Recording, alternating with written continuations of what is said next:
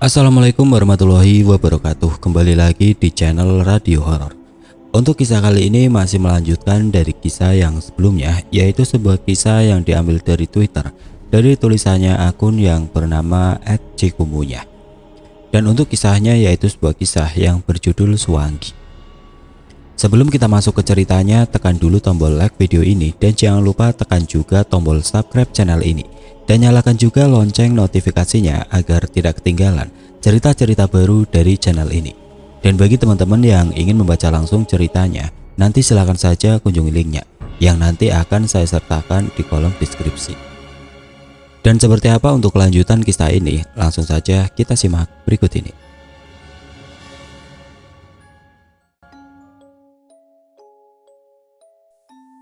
Akhirnya aku memutuskan pulang saja. Namun saat aku sudah sampai di rumah nenek, papa sudah ada di ambang pintu, menungguku dengan raut wajah marah. Aku tahu aku sedang dalam masalah. "Sini," kata papaku. Sesegera mungkin aku ke sana diikuti abang-abangku di belakang. "Dari mana?" tanyanya. "Dari air terjun, Om," jawab abangku yang paling tua. "Ini setan, jangan ajak anak saya ke sana lagi. Kamu tahu, baru ada anak yang mati di sana dan 1 minggu baru ditemukan. Baru saja kemarin ketemu." "Aduh, nanti sial kamu, jangan bikin saya marah," kata papaku menggebu-gebu.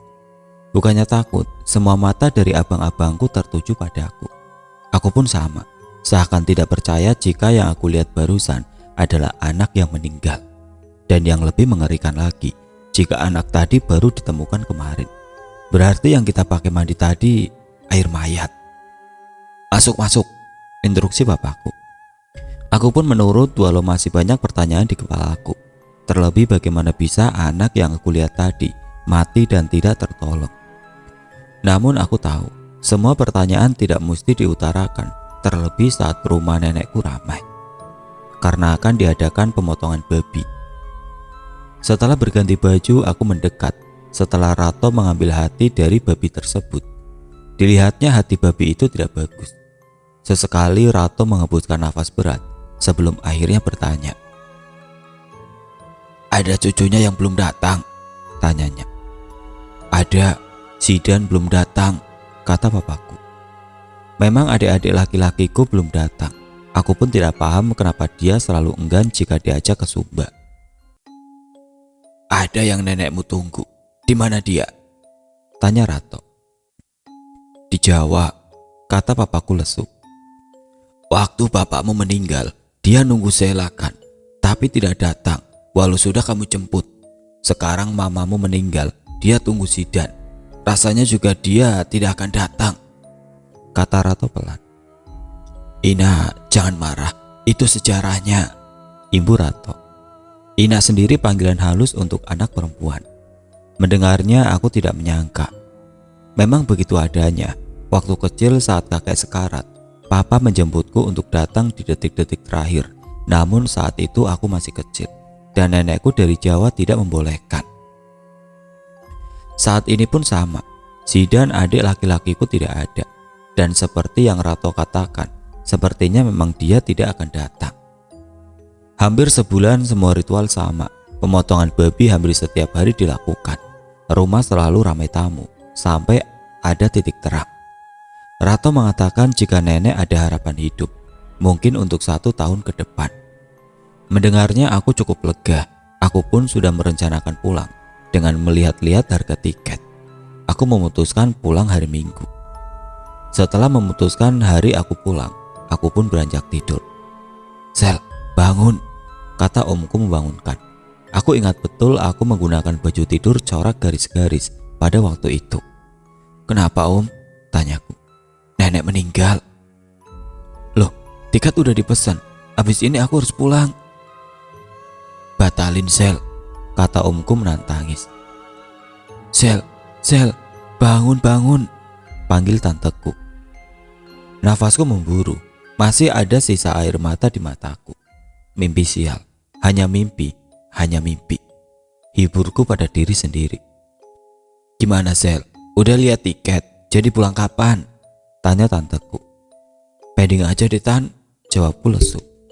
"Ya, Aku salah satu orang yang percaya terhadap mimpiku. Setelah bangun, aku membuang pikiran negatif dengan memasak. Memasak apa saja hingga lupa semuanya. Saat itu aku memasak puding dari labu kuning. Kebetulan di Sumba banyak labu kuning. Saking banyaknya sampai tidak terolah dan hanya dijadikan pakan babi. Tapi karena aku Jawa Tulen dan serba sayang dengan makanan, selain labu aku juga memasak kue lempur dari labu, kukis labu, dan sayur labu. Pokoknya serba labu. Setelah semuanya selesai, tinggal membuat kopi sebagai pelengkap. Karena di kampung nenekku di perbukitan, bayangkan saja, sisa hujan, embun, hawa dingin, kokis dan kopi. Perpaduan sempurna bukan? Sejenak melupa atas hal buruk yang baru saja tersirat. Hari-hari aku lewati seperti biasanya, sudah lupa dengan mimpiku kala itu. Karena hari Minggu aku memutuskan untuk pergi ke sungai, guna mencuci bajuku yang sudah menumpuk. Aku masukkan baju ke bak, lalu aku naikkan ke punggung kerbau. Ini adalah ide gilaku yang tidak ingin jalan kaki membawa baju begitu banyak. Setelahnya aku membayar anak tetangga untuk menuntun kerbaunya dengan aku di atasnya. Rasanya empuk kayak naik kuda, tapi beda ukuran. Setelah sampai di pinggir sungai, aku merogoh uang 5 ribuan. Aku berikan setengahnya supaya dia tidak kabur. Nanti sisanya baru aku berikan saat sudah sampai di rumah nenek. Aku minta dia agar tidak main terlalu jauh supaya aku tidak bingung mencarinya. Dan syukurlah dia mudah mengerti, sehingga aku bisa mencuci baju dengan tenang. Kulihat di sungai ramai dengan mama-mama yang tengah mandi. Biasa kalau mama-mama biasanya akan mandi begitu saja, tanpa takut diintip. Sedang aku sibuk mengucek bajuku. Sebenarnya aku sangat suka keadaan di Sumba. Kecuali satu, sinyal. Ya, sinyal sangat parah di Sumba ini.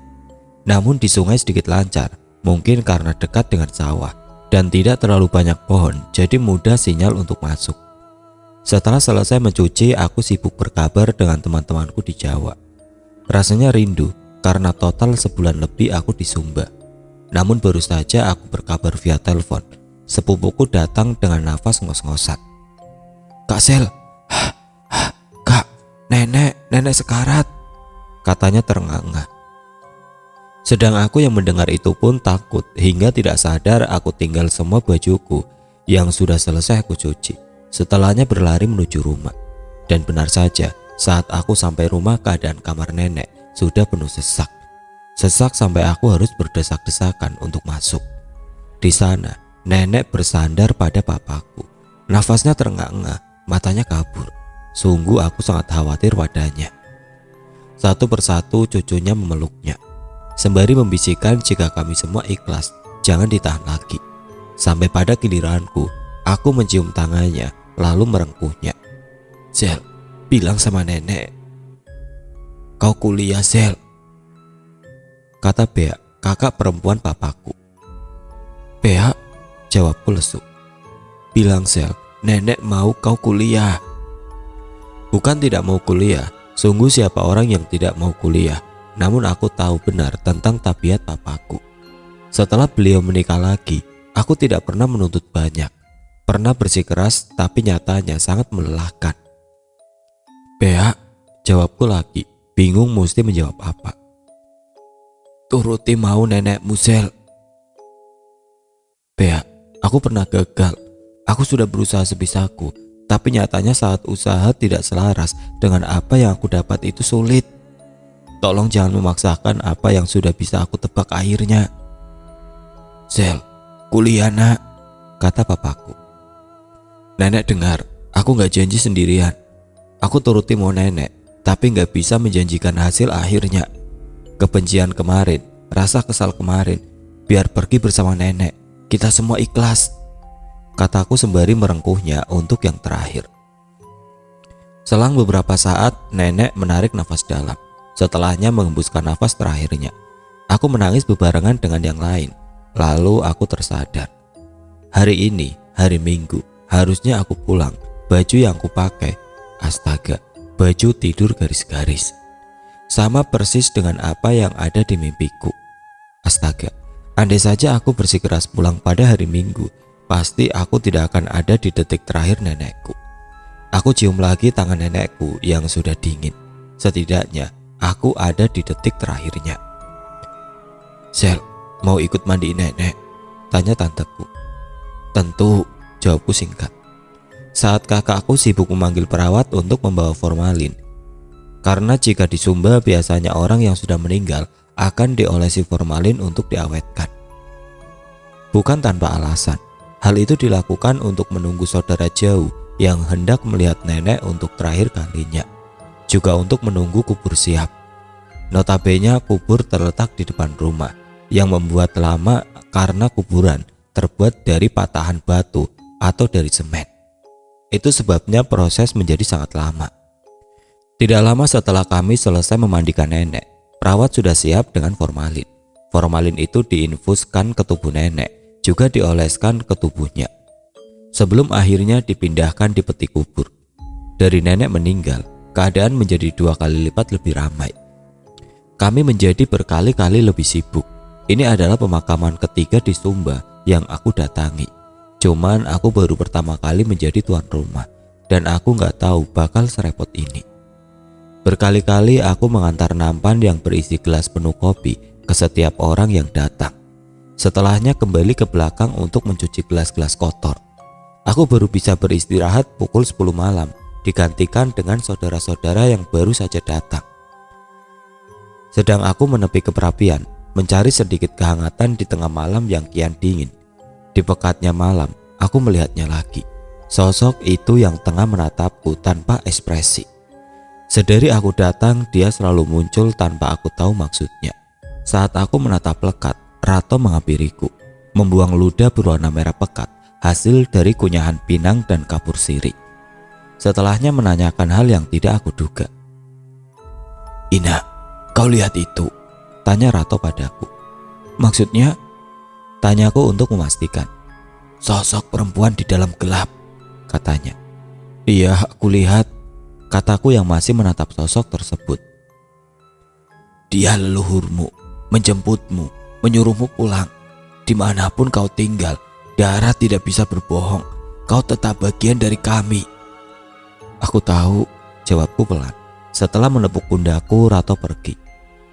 "Kau tahu leluhur, kadang tidak mudah hidup dengan latar belakang 2 suku yang berbeda," kata papaku. "Aku terlalu banyak makan beras Jawa hingga tidak bisa bahasa Sumba." Aku ingin membenarkannya. Aku memang lebih paham Jawa jauh ketimbang Sumba. Namun bukan berarti aku lupa. Aku mencoba mengerti adatnya karena aku anak pertama. Karena nantinya adikku akan bertanya padaku dan aku harus bisa menjelaskan. Kadang rumit, namun aku juga tidak punya pilihan. Jadi jangan mengikutiku lagi. Aku tahu apa yang harus aku lakukan. Setelah mengatakan itu, aku masuk ke dapur untuk tidur. Namun baru juga aku masuk, tanteku menyuruh untuk mengabari ibuku, supaya ibuku bisa datang. "Sebelum aku kabarin, aku mau memastikan dulu, nanti kalian akan gimana? Masalahnya, papa udah ada istri baru dan kalian pun sudah kenal." "Astaga Zel, kita terima baik. Tante kan dari Jawa juga karena menikah sama adik papamu. Bukan berarti tante lupakan sama mamamu."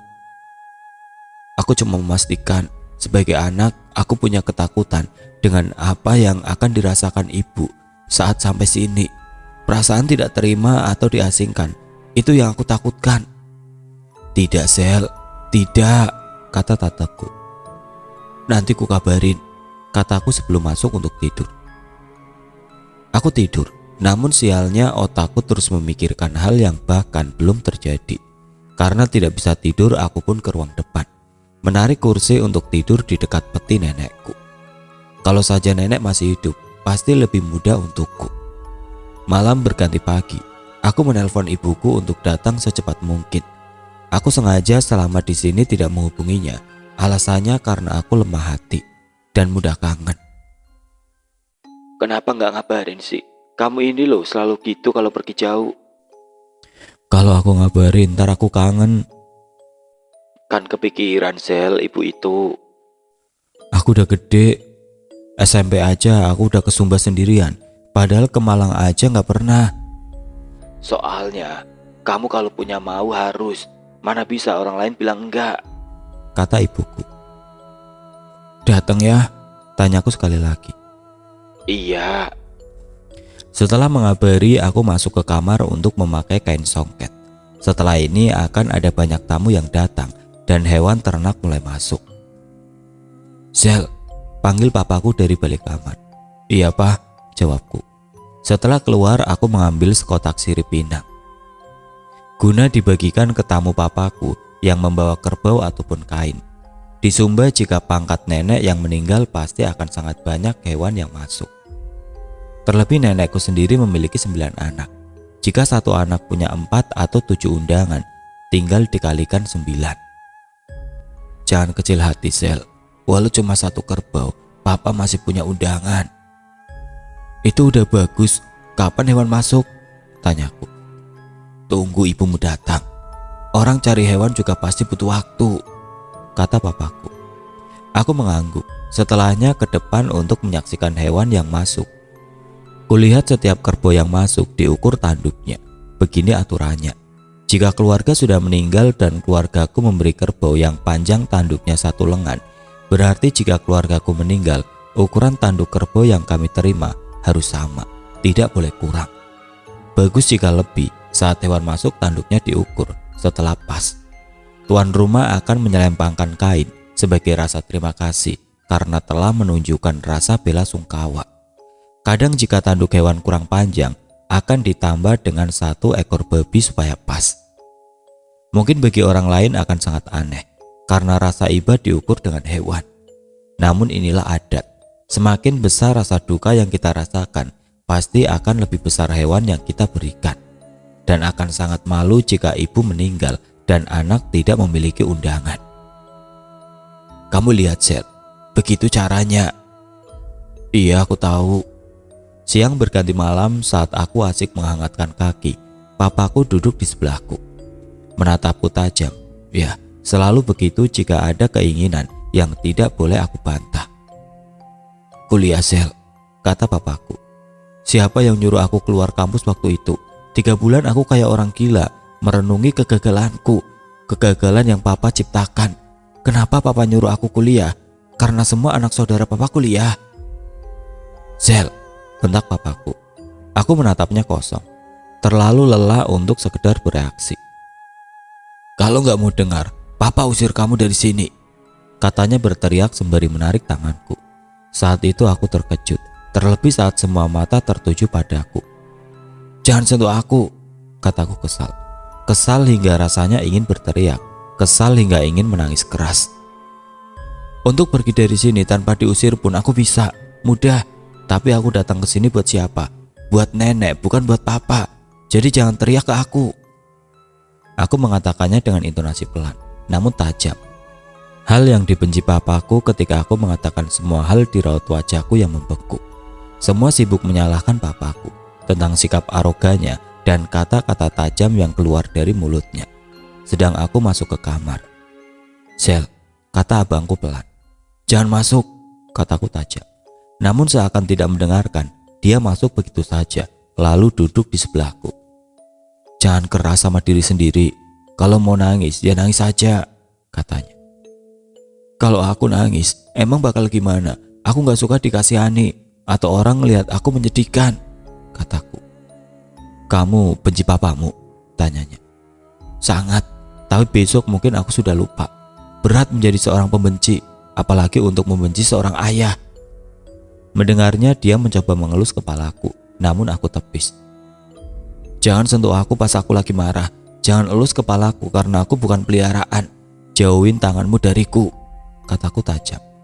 Membuatnya menarik nafas dalam, namun belum juga dia beranjak. Salah satu sepupuku berteriak. Suaranya seperti orang gila yang tengah mengamuk. Aku yang penasaran pun seakan lupa dengan rasa kesalku, lalu berlari untuk melihatnya. Dia kesurupan, kata omku yang mencoba memegangi badannya. Kata orang, jika orang yang meninggal belum genap 40 hari, arwahnya masih di sini. Mungkin itulah yang bisa menjawab keadaan adik sepupuku yang tengah menatap sinis ke segala orang yang datang untuk melihat keadaannya. Kalian ini Baru juga saya pergi sebentar, saling bertengkar, saling menyalahkan satu sama lain, juga tidak mau memaafkan satu sama lain. Yang kalian tahu hanya mencari perkara," kata adik sepupuku sembari menatap tajam ke arah kami semua. "Nenek?" tanyaku. Tidak kuasa menahan kesedihan, ikut ambil bagian dalam perkara sehingga tidak membuat nenek pergi dengan tenang. Ada hal yang sangat aku sayangkan. Seakan merasakan hal yang sama, semua bersimpuh memeluk kaki saudara sepupuku, meminta maaf karena kekacauan yang mereka buat. "Kalau saya nggak ada, nggak akan ada yang melerai kalian. Mau kalian saling bermusuhan hingga membuat rumahku sepi, aku juga tidak bisa mencegah," kata saudara sepupuku dengan mimik wajah sendu. Khas nenek sangat merajuk. "Mama, maaf mama," teriak papaku disusul tangis kencang. Yang lain juga ikut meminta maaf, mengingat memang terlalu banyak kekacauan yang ada. Tentu aku tidak bisa mengatakannya di sini karena masalah itu bukan milikku pribadi, namun menyangkut orang lain. Setelah semua meminta maaf, adik sepupuku pingsan. Papa mendatangiku, lalu memelukku erat. Ini memang cara berkomunikasi paling ajaib, namun sangat membantu untuk membunuh rasa benci di antara satu sama lain. Dalam sebuah pelukan, permintaan maaf yang tidak bisa terucap, bisa termaafkan saat itu juga. Aku tahu benar sifat papaku. Beliau memang sangat keras, namun hatinya terlampau rapuh dan kurang bisa menerima penolakan. Itulah yang membuatnya marah. Selain itu, untuk mengurus pemakaman adat tidaklah mudah. Selain waktu dan tenaga, pengeluaran juga sangat besar. Apalagi papaku orang rantau. Saudaranya menganggap jika papaku selalu punya uang lebih, hingga banyak pengeluaran dibebankan padanya. Semua itu menjadi bom waktu dan amarahnya pecah padaku. Namun tidak apa, aku mengenalnya lebih baik dari siapapun, dan hatiku selalu lapang untuk memaafkannya. Seperti papa, semua yang merasa memiliki salah mengutarakan permintaan maaf. Yang dimintai maaf pun akhirnya memaafkan, hal yang sangat baik setelah kejadian buruk. 2 hari setelahnya ibuku telepon jika dia akan berangkat dari Bali. Aku yang mendengarnya sangat senang sekaligus bingung. Senang karena bisa melepas rindu, bingung karena istri papaku juga sudah datang. Namun enggan memikirkan lebih jauh, aku bersiap menjemputnya. Sekitar pukul 1 siang aku sudah ada di bandara, menunggu ibu negara turun dari pesawat. Tidak lama setelah beliau turun kita bertemu. Ibu memberiku pelukan hangat sebelum akhirnya masuk ke dalam mobil. "Ibu bawa kain," katanya bangga. "Kain apa?" tanyaku. "Jarit buat nenek," katanya. "Kan nenek bukan orang Jawa," kataku pelan, lalu menginstruksikan untuk menepi ke pasar. Kupilih kain berwarna ungu dengan corak berwarna putih. Kupilih kain itu sembari membayangkan nenek mengenakannya. "Bawa ini," kataku. Aku serahkan kain itu pada ibuku. Ibuku menatapku kesal, mungkin karena sudah bangga dengan kain yang beliau bawa. Tapi aku ingin beliau terlihat menghormati nenek dengan membawa yang semestinya orang Sumba bawa. Dengan begitu dia akan dihargai layaknya orang Sumba. Saat ibuku datang, saudara papaku berhamburan memeluk ibuku. Dalam hati aku sangat lega karena mereka menepati janji. Aneh, ibuku begitu santai. Sedang jantungku rasanya ingin keluar saking was-wasnya. Sesampainya di peti mati, ibuku menangis. Ya, hal yang sangat jarang aku lihat, hampir tidak pernah. Aku serahkan kain yang ibuku bawa pada saudara papaku, karena aku lihat ibuku nangis sampai tidak bisa berbicara. "Mah, ini kain murah, namun kain ini lambang jika ibuku sangat berduka. Tolong diterima," kataku pada saudara papaku. Dan sungguh aku terkesan saat kain itu diletakkan di bawah kepala nenekku sebagai sandaran kepala. Aku lihat benar ibuku sangat dihargai dan itu membuatku senang. Melihat bagaimana mereka menenangkan ibuku dan menemani ibuku, sedikit membuatku tenang. 3 hari lagi nenek dimakamkan. Dari kedatangan ibuku langsung ke dapur membantu apa yang perlu dibantu. Mengeluarkan cabai, bawang, dan merica. Astaga, ibuku memang ajaib. Khas orang Jawa, apa yang ada di bawah. Malam ini gong sudah dipersiapkan dan alat musik sudah dipersiapkan. Begitupun parang yang sudah dipasah hingga mengkilat. Semua orang berjaga, sedang perempuan sibuk memasak dan bolak-balik membawakan kopi. Besok hewan sudah mulai datang, juga pemindahan jasad kakek dan kakak tertua papaku dari batu kubur lama ke batu kubur yang baru. Pagi menjelang siang, semua sudah siap dengan baju adat masing-masing. Aku sendiri sudah siap dengan kain yang membalut badanku dari batas perut hingga ke mata kaki. Jika di Jawa semacam mengenakan jarit. Aku juga sudah siap dengan pinang yang sudah ditaruh di dalam kaleku. Kaleku sendiri semacam tas kecil dari anyaman daun. Daunnya seperti daun nanas, cuman lebih besar. Aku melihatnya masih menatapku, sembari tersenyum tepat di batu kubur keluargaku. Sebagaimana bentuknya, menurutku arwah tetaplah arwah, walaupun sosoknya bagus. Tidak lama banyak kerbau datang. Keluargaku sibuk menselempangkan kain pada setiap orang yang membawa kerbau sebagai tanda terima kasih. Setelahnya adalah giliranku memberi pinang dan sirih. Jujur rasanya aku suka, seperti sake cuman lebih pedes, cuman gak boleh ditelan. Setelahnya mereka mencium hidung. Pertama kali jujur saja aku kaget, karena berbeda dari keluargaku yang di Jawa, yang biasanya cipika-cipiki. Ngertilah ya apa maksudku. Di Sumba sedikit berbeda, mereka saling menyentuhkan hidung. Dan part yang paling aku suka adalah musik dan tariannya. Sumpah, orang Sumba gantengnya nambah jadi 100 kali lipat pas main kataga. Kataga itu semacam tarian dengan mengayunkan parang, semacam pisau yang panjang gitu. Ceweknya juga sekalem itu pas nari. Jadi ngerasa Indonesia seru banget, punya banyak budaya. Sayang saja nggak terlalu terekspos. Setelahnya kerbau dikumpulkan untuk dipotong waktu acara pemakaman nenekku. Namun ada sesuatu yang nggak mengenakan, yaitu saat kerbau yang dibawa oleh undangan omku. Kurang panjang, ya hal semacam itu akan menjadi perdebatan. Selain yang membawa hewan dengan keadaan malu karena tidak sesuai, keluargaku pun tersinggung. Tapi di setiap masalah pasti ada jalan tengah, sehingga berhasil untuk diselesaikan. Setelah semua hewan masuk, aku ke tenda depan rumah untuk menyiapkan makanan. Karena keluargaku dibagi menjadi dua keyakinan, ada yang muslim juga ada yang katolik. Tempat makan dibedakan, selain tidak boleh makan babi setiap hewan yang akan disediakan untuk undangan yang muslim. Hewannya pun khusus, didoakan dulu sebelum dipotong. "Sel, masak opor," kata Bea, kakak perempuan papaku. "Bisa Bea," jawabku semangat. "Kamu jaga di tanda biru ya, sekalian masak opor," kata Bea. Aku pun mengangguk lega. Syukurlah, aku gak dapat tugas cuci piring.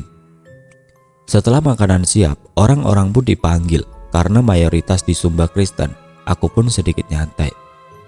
Selang 1 jam tendaku sepi. Tugasku setelah tenda sepi adalah memisahkan sisa nasi dan piring. Namun saat aku sibuk dengan tugasku, ada sosok bapak-bapak mendekatiku. "Ina, ayam masih ada nggak?" "Ada Om." "Tolong ambilkan 1," katanya ramah. Dengan senang hati aku mengambilkan 1 potong ayam, juga nasi yang masih mengepul panas. Aku serahkan pada bapak itu. Setelahnya aku kembali duduk, namun tidak lama bapak itu kembali.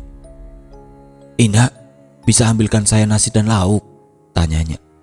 Jidatku berkerut, perasaan tadi sudah aku ambilkan, padahal belum juga ada 10 menit. "Loh Om, bukannya habis dari sini ya?" tanyaku. "Tidak, dari tadi saya bantu bikin batu kubur," katanya. Mendengarnya pun aku mengambilkannya lagi, walau rasanya aneh juga. "Dia datang ya?" Aku mengalihkan pandangan dari layar HP saat Rato menanyakan hal yang tidak aku mengerti. "Siapa Rato?" tanyaku. "Di acara pemakaman akan banyak suwangi yang minta makan, minta diurus dan sebagainya. Dia yang tidak terawat biasanya datang." "Saya kira kamu bisa membedakan," katanya lagi. Namun belum sempat aku tanyakan, Rato sudah lebih dulu pergi untuk membantu yang lain untuk memainkan alat musik, menyambut rombongan lain yang datang membawa kerbau. Siang berganti malam, tidak ada yang tidur malam itu. Para laki-laki sudah siap parang di pinggang, menjaga hewan ternak dari maling. Anjing-anjing juga diikat di dekat-dekat kebun yang tidak terkena lampu. Para perempuan duduk di dekat tiang, menghangatkan diri sembari bercerita. Waktu itu papaku bercerita, banyak pencuri yang menggunakan ilmu. Bisa jadi dirinya tidak terlihat. Bisa juga pencuri mengirim semacam teluh yang membuat seisi rumah tidur nyenyak, atau semacam ilmu kebal senjata. Rencana pencuri dipermudah karena rumah nenekku juga jauh dari jalan raya. Juga banyak jalan tikus jika ingin membawa kerbau lari. Aku lalu bertanya, semisal kena bagaimana? Tergantung apa ilmunya, kata papaku. Kalau dibikin tidur pulas, tanyaku. Anjing jaga kita. Maksudnya jaga kita? Anjing makan dia, jawabnya sembari memasukkan ubi ke dalam perapian. Kalau ilmunya nggak kelihatan, tanyaku. Anjing gonggong, kita lempar parang, kata papaku sembari meneguk kopinya. Kalau dia kebal senjata, tanyaku lagi. Kita bakar kayak ubi itu sampai matang, kata papaku mengeluarkan ubi yang sudah matang sempurna, membuatku menekuk ludah dengan susah payah saking ngerinya. Nggak ditangkap polisi. Dia masuk hukum sosial, hukum adat, kata papa. Kok masih ada yang nyuri ya? Padahal kalau ketangkep bisa mati, tanyaku merinding. Papa juga nggak tahu, jawabnya. Selang beberapa lama anjing menggonggong tanpa ada suara. Namun anak laki-laki lari ke kebun belakang. Sama sekali nggak ada suara, seakan sedang berburu. Mereka menyebar, tidak ada instruksi, tidak ada pembicaraan. Mereka seakan sudah tahu apa yang harus mereka lakukan. Selang beberapa lama terdengar teriakan, membuatku membelalak saking kagetnya. Kena, teriak salah satu saudaraku dari arah kebun. Dengan tergesa aku dan yang lain ikut menyusul hingga menyaksikan siapa yang berani mencuri. Namun sesampainya di sana tidak ada orang, hanya tetesan darah yang menghilang dalam gelap. Aku kira kena, kataku tanpa kusadari. Kena parang, tapi sayang dia nggak ketangkep, kata saudaraku. Mati nggak? Tanyaku lagi. Kalaupun nggak mati, seenggaknya semoga dia jerah, kata saudaraku bergegas kembali ke perapian. Aku pun mengangguk, ya semoga saja. Keesokan harinya semua undangan datang. Halaman rumah penuh sesak, terlebih saat hewan ternak masuk, disambut dengan suara gong dan tarian adat. Dia, sosok itu seakan menyaru menjadi satu. Setelah hewan masuk, kubur lama dibuka. Baru pertama kali aku melihat orang yang meninggal, lalu setelah beberapa tahun kembali dikeluarkan. Yang pertama dikeluarkan adalah raga kakekku. Terlihat kerangkanya masih sangat utuh, dengan gigi yang masih utuh. Raga kedua adalah kakak tertua papaku, seorang perempuan, dikeluarkan oleh anak lelakinya. Sama dengan raga kakekku, kerangkanya juga sangat utuh, dengan rambut yang masih utuh juga. Kedua raga itu dibungkus dengan kain adat sebelum dimasukkan ke dalam peti. Setelahnya dijajarkan dengan peti nenek, sembari menunggu acara selanjutnya. Acara selanjutnya pemotongan hewan. Ini adalah hal baru untukku, sekaligus sedikit mengerikan karena aku gak terlalu nyaman lihat binatang yang kesakitan. Namun adat adalah adat. Total ada 11 ekor kerbau yang dipotong, belum termasuk babi dan ayam. Setelah pemotongan, setiap yang datang mendapat bagian daging. Setelahnya penguburan dan acara selesai. Dan ketika malam datang, inilah hal yang paling tidak aku suka.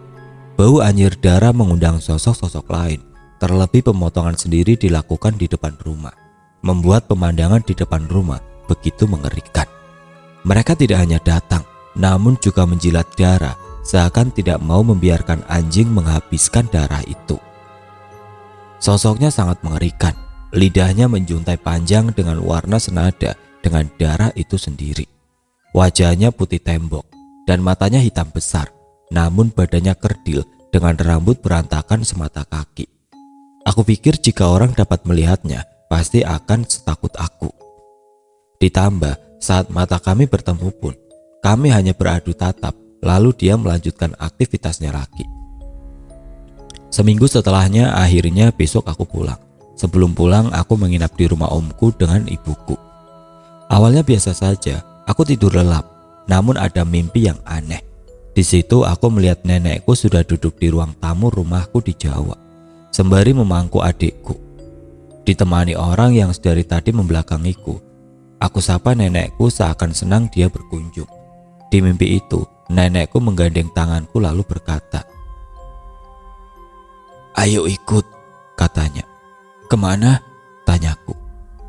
"Kamu nanya terus setiap diajak." "Ya udah ayo," kataku balas beranjak dari duduk. Digandengnya aku sampai ke ambang pintu. Saat sudah di ambang pintu, kakek dari ibuku yang sudah meninggal memanggil. "Sel, pulang," katanya. Aku pun menoleh ke belakang, melihat kakekku melihatku marah. Aku menatap bingung sosok jangkung dengan tatapan marah itu. Dan saat aku melihat ke arah nenekku, beliau sudah tidak ada. Dari situ aku ingat bahwa nenek sudah meninggal. Di mimpi itu aku terduduk menelungkupkan kepalaku sembari bertanya, mau diajak kemana? Sampai tubuhku diguncang hingga terbangun. "Kenapa sih? Mimpi apa?" tanya ibuku. "Enggak," kataku, yang bangun lalu membalik bantalku sembari memukulnya 3 kali. Sembari menyematkan baik-baik kalau tadi hanyalah mimpi buruk.